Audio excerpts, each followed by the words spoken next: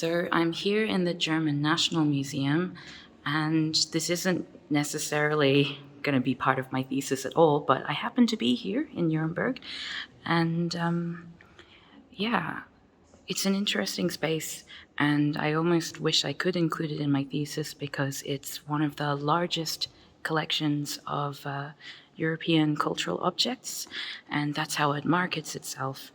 And of course, the story of European culture is more than just Europe itself. There's migration, there's cultural exchange, there's colonization, and so these are things that you would imagine would form part of you know, the general collections in a perfect world. But of course, we don't live in a perfect world. One thing that I've noticed in a lot of these museums that I've been visiting is that the 19th century collections, at least in this museum, the 19th century collection, as far as I'm aware, is still being redeveloped. And this is at the same time that a lot of the museum's permanent collections are closed for renovation to make a more critical permanent collection, which critically looks at its collections and the representation of colonialism and things like that. So, yeah, I think it's a positive sort of trend that we're starting to see. I'm not sure whether the reason why the 19th century collection here is closed, I don't know if it's actually because of a desire to reinterpret the colonial objects or objects which are related to colonialism. But what I can say is that it seems like the museum has been making a concerted effort to, over time, very slowly, redevelop its collections or include a broader narrative, including for example, Islamic influence and migration into Germany as part of this German National Museum, which is not something I would have expected. So it's probably only a matter of time before colonialism also, makes an appearance in these kinds of museums.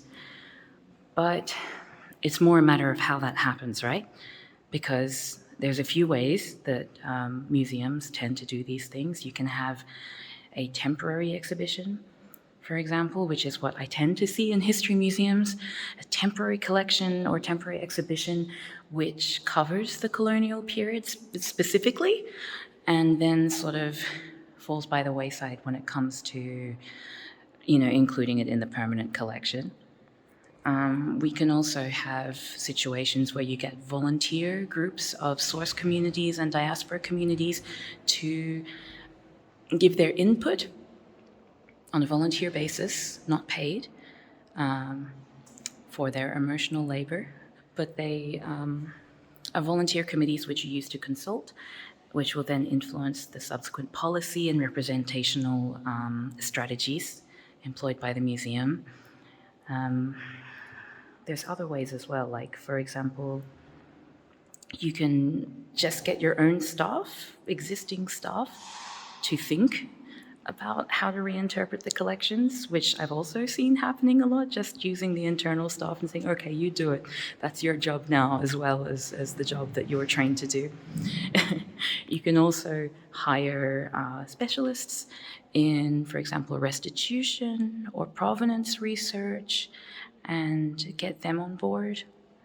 I would like to see more people who are specialized in decolonial approaches to be taking up paid positions in these spaces, as well as, or including diaspora and source communities.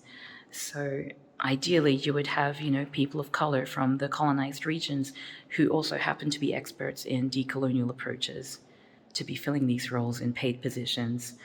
I hope this is what's going to happen. I hope this is what we're going to see going forward.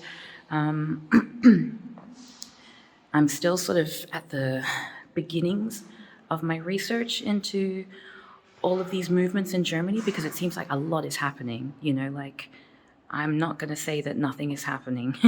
Maybe not everything is happening the way that I think is actually going to be useful, but I can't say that this isn't something that institutions are beginning to think about. And I think that should give us all hope. It certainly gives me hope. So, yeah, drink in the German National Museum, and here's to its gradual but hopefully speedy transformation to decolonial approaches. You can probably accuse me of a lot of things, but you can't really say that I'm not optimistic or forward-thinking about these kinds of issues. I truly believe that it's possible for us to I think that it's possible for us to begin decolonizing museums and to continue the process of decolonizing museums. I don't believe that decolonization can ever be said to be a completed task. It's an ongoing process of dealing with the, imbalanced power dynamics that we created through colonization.